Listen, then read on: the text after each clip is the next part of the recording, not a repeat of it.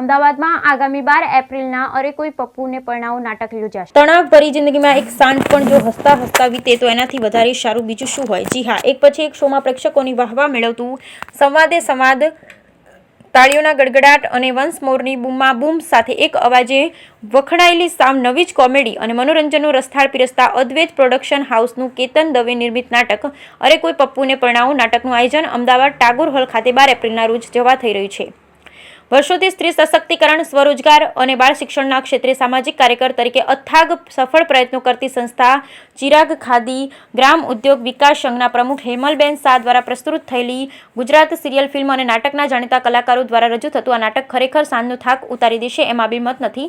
આ નાટકમાં પ્રકાશ જોશી, મિતેશ પ્રજાપતિ, રુચિતા ચોથાણી, અમિત અકલોદર, જીલ પટેલ, વૈદિક પંડ્યા, હેતવી સોઢા, દીપ પટેલ સહિત અન્ય કલાકારો ભાગ લઈ રહ્યા છે। આ નાટકના લેખક, દિગ્દર્શક યુગ મહેતા અને નિર્માતા કેતન દવે છે। ઘણી બધી ચર્ચાઓ આપણે બધાએ કરી। પહેલા તો હું આભારી છું તમામ મીડિયાઓનો કે આજે અમારા આ વિચારને લોકો સુધી પહોંચાડવાનું માધ્યમ એટલે મીડિયા, એટલે પેલો હું આપ સૌનો આભારી છું।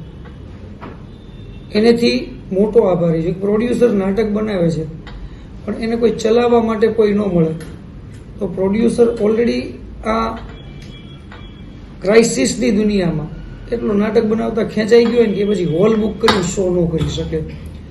તો બીજો હું આભારી છું અમારા હેમલબેન અને મિલનકુમાર, ચિરાગ ખાદી ગ્રામ ઉદ્યોગ વિકાસ સંઘનો। આ બધું જોયા જાણ્યા પછી મને એવો વિચાર આવ્યો કે આપણે ઘણું બધું ડોનેશન કરતા હોઈએ છીએ, કોઈક શ્રમનું કરતા હોય દાન, કોઈ ઇકોનોમી ડોનેશન કરતા હોય, કોઈ વિચારોથી કરતા હોય છે, પણ મારો પહેલો એવો પ્રયત્ન છે કે મારું આ તૈયાર કરેલું નાટક અરે કોઈ પપ્પુને પરણાવો, જે મારું ડ્રીમ હતું કે બે વાર હર્ડલ્સ પાસ કર્યા પછી પણ જજુમીને અમે ઊભો કર્યો અને હવે એવું થયું કે આ ફળ પાકી ગયું છે લોકોને ખવડાવવા માટે અને સરસ મજાનો એક આંબો ઊભો થયો છે કે જેમાં ફળ બેસે ને લોકોને ખવડાવી શકશે। સરસ મજાની ટીમ છે આજે નાટકની, પ્રકાશભાઈ જોશી, રાજ કરમચંદાણી, અમારો રુચિતા ચોથાણી, મિત પ્રજાપતિ, હેતવી સોઢા, દીતિ પટેલ, આ ઘણા બધા અમારા બેકસ્ટેજ ઉપર કામ કરતા છોકરાઓ એટલે વિનીત અને ધવલ કે જેના વગર આ નાટકની અંદર દોડવું કે આને ચલાવવું શક્ય જ નથી। નાનામાં નાની વસ્તુ કલા। મારું નામ પ્રકાશ જોશી, વ્યવસાય હું શિક્ષક હતો, પછી નિવૃત્ત થયો, પણ ભણતા ભણતા મેં નાટકો કર્યા।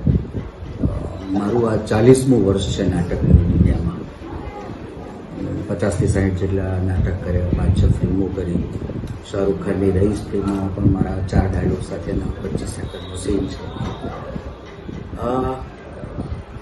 મેં હમણાં જેવું કહ્યું હતું કે સિરિયલ છે ને એ તમને ફેમ અપાવે છે, એટલે તમે રોજે રોજ લોકોના ઘરમાં જાઓ છો એટલે તમને ઓળખી જાય, ક્યાંય પણ જાઓ તો 2 વર્ષ, 2.5 વર્ષ, 3 વર્ષ। પણ જે નાટક છે ને એ નાટક છે, કારણ કે એમાં તમને નિજાનંદ મળે છે, અને એવો નિજાનંદ એને જ કહેવાય કે જે પોતાને પણ આનંદ કરાવે ને એ બીજાને પણ આનંદ કરાવે। સરે બહુ સરસ વાત કરી, કેતન દાદાએ સરસ વાત કરી, હેમલબેને પણ સરસ વાત કરી। કલાકાર ત્યારે સ્ટેજ ઉપર આવે છે કે જ્યાં સુધી કેતન દાદા જેવી વ્યક્તિ ના હોય, હેમલબેન ના હોય, યોગેશ દાદા ના હોય, કોઈ પણ કલાકાર, એવું કહેવાય છે કે જ્યારે રાઇટર લખતા હોય છે ને ત્યારે જે પાત્ર પહેલી વખતે કાગળ પર લખાય ને ત્યારથી જ એ કલાકારમાં એનો ગર્ભધારણ થઈ જતો હોય છે કે આ રોલ આ જ કરશે। એટલે લખાણ નથી તો કશું જ નથી। સ્ક્રિપ્ટ બહુ સરસ મજાની છે આ નાટકની। આવે છે ઘણા બધા સોશિયલ કોમેડી નાટકો અમે પણ જોઈએ છીએ, અમે ઘણા સોશિયલ કોમેડી નાટકો મેં કર્યા પણ છે। આ સ્ટોરી છે ને એમાં એવું લખ્યું છે કે ઊંધા ફેરાની અવળચંડી કોમેડી, એટલે હવે એને તો સમજાવવા કરતાં એ જોવાથી વધારે ખબર પડે એવી વાત છે। રમ્પસ કોમેડી પણ હોય છે, પણ આમાં દરેક સીનમાં દાદાની બહુ મોટી ખાસિયત છે કે દરેક બ્લેકઆઉટમાં પ્રેક્ષકોની ક્રિયોસિટી લાગે કે હવેના પછીના સીનમાં શું, અને કોઈ ગેઝ ના કરી શકે કે મારું નામ હેમલ મિલન શાહ છે. ચિરાગ ખાદી ગ્રામોદ્યોગ વિકાસ સંઘની હું ચેરપર્સન છું અને આજે આપની સમક્ષ અમારા ડાયરેક્ટર યુગ મહેતા સાહેબ છે, દિગ્દર્શક છે નાટકના, અને પ્રોડ્યુસર સાહેબ છે અમારા કેતનભાઈ દવે સાહેબ. અમે લોકો લઈને આવી રહ્યા છે આપની સમક્ષ અરે કોઈ પપ્પુને પરણાવો નાટક ગુજરાતી ડ્રામા છે, જેનો શો 12 તારીખે 12/4/2024 રાત્રે 9:30 વાગે ટાગોર હોલમાં રાખેલો છે. આના કેટલા શો થવાના છે? આના શો માટે વધારે તમને બ્રીફ કરી શકશે અમારા પ્રોડ્યુસર સાહેબ. નમસ્કાર મિત્રો,